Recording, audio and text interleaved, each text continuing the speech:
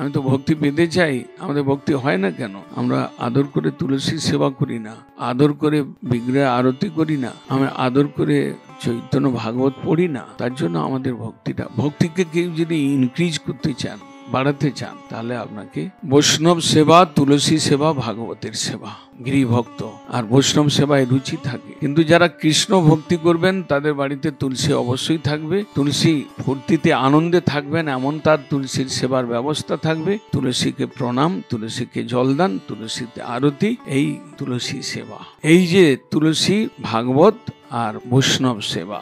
বৈষ্ণব সেবা, আপনার ঘরে বৈষ্ণব যদি নেই, আপনি দেখতে পাচ্ছেন না। যদি আপনার স্ত্রী আপনার থেকে বেশি ভজন করেন, উনি বৈষ্ণবী, ওনার সেবা ওনার। যদি দেখেন যে আপনার স্বামী আপনার থেকে বেশি ভজন করেন, তো উনি বৈষ্ণব। এই একটা বিচার। আর তাছাড়া আপনি হয়তো গ্রামের লোক, কোনো সময় আপনার বাড়িতে সাধু এলো, তখন আপনি সেবা করলেন।